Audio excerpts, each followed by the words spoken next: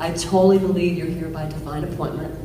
I totally believe that the events that have lined all of us up to be here right now are completely synchronistic.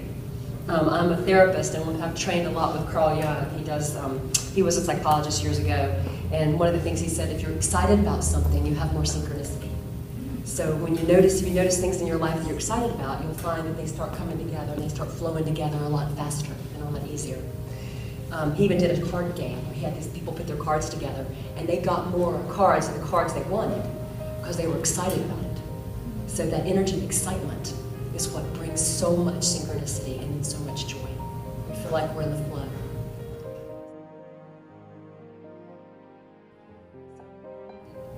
Joy is about connection. I've been doing a lot of research. I'm writing a book called Raising Your Joy IQ. And in my research, what I'm finding is that a pure heart creates joy. So your heart being pure, forgiveness, letting off emotional crap, all that baggage, all that stuff that Sundar just guided you to do, just to be in here, to be like, oh, letting your day go. Having a strong mind brings joy. If we're thinking those positive thoughts, because when we're thinking the crappy ones, we don't feel that great, right? And we can observe them, or we can do the mindfulness, and that's great too. We can observe them and be in our present moment, and that brings joy, and that's exciting. So we're happy that you're here, because we're going to be talking a lot about joy. And we're going to be doing some experiential, really cool exercises, some meditations that will help clear out anything that you are carrying around that kind of gets in the way of your joy. Probably most of you have had some experiences with death in your life. And when people die, it brings you into the moment really strongly. And so I went through the death of my father a couple years ago, and I was with him all along the way. At the very end, you could feel the joy and the love kind of pouring out of him in a way that I hadn't experienced before. And so you almost felt like, if you want to call it his soul, the soul joy was kind of coming up and coming up. He could have cared less about football. He always watched football games. He could have cared less about his stuff. He was just present. And I was like, whoa, who's this dude? You know, it was like really, really cool. And so as he passed on, you could feel him leaving. And I sat out and was talking to him one night out on my porch, and I looked up at a star. And I was just talking to him, and I was like, you know, it reminds me of Disneyland, you know, like, when you wish upon a star. And I was talking to him, and I said, you know, how you doing, and what's going on up there, Dad? And I heard, joy is beyond your story, he said. Joy is beyond your story.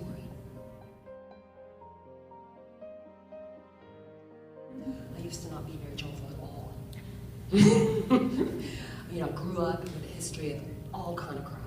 Addictions, abuse in my family, sexual abuse, all these horrible things going on. And I was scared.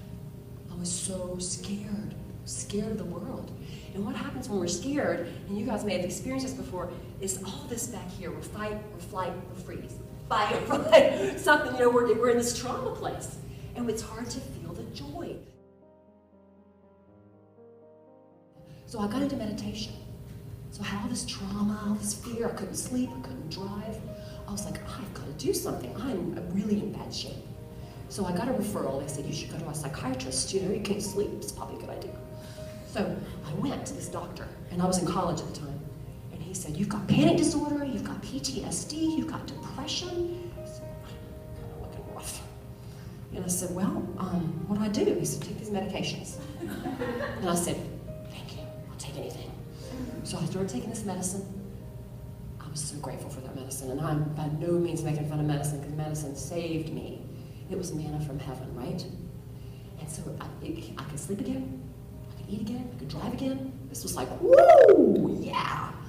So then I got really brave. I was like, oh, I think I'm gonna try to get off this medicine. Okay, let's see what happens. I'm gonna learn to meditate instead of medicate. I went to the therapist, and she said, okay, here's a candle, stare at it for 20 minutes. I said, okay. And she said, I'll be back in 20 minutes, and left me. I'm like, what the heck? Who is this lady? And this is what she's getting paid for? She leaves, she comes back, she says, how was it? How'd you do? I'm like, I don't know, I've never done this before. So I'm staring at the candle. She said, go home and do that, you'll be fine, $65. You've got to be kidding me. So I'm like, this is the stupidest thing I've ever seen. So I go home, I start staring at this candle. Yes, literally, religiously, for days, staring at a candle, staring at a candle, staring at a candle, staring at a candle. So one day I thought, I'm gonna get off this medicine. So I stopped taking my medicine. I'm not giving you any therapeutic advice, by the way. And I sat down, and all these feelings started coming back. Panic, sadness, depression. And I was like, if there's anybody out there, please help me. I don't want to feel this anymore. I screamed it. And you know what happened? I had a wave of joy and love come down over me. It was like, you seen those pictures when you see the light coming down on somebody, and they're like, ah, you know? It felt that way, like a tsunami of energy coming through my body. And it completely changed me.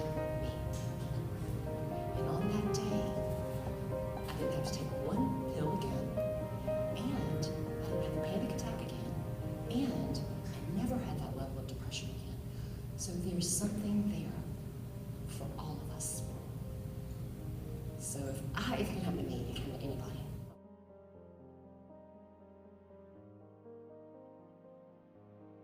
So I wanted to share that with you because whatever is going on tonight, anything, could be some little fluffy bump, some bump in your life, right? Could be some major thing you're going through. It doesn't matter. Whatever's going on, any of these processes we go through, you can let that go in those processes, okay? You can walk out of here with your inner spring clean. You can just right out the door, okay? And walk out here feeling that release. It takes one moment to have a miracle. One moment. That's all it takes. I'm really glad you're here. All right, let's have some joy.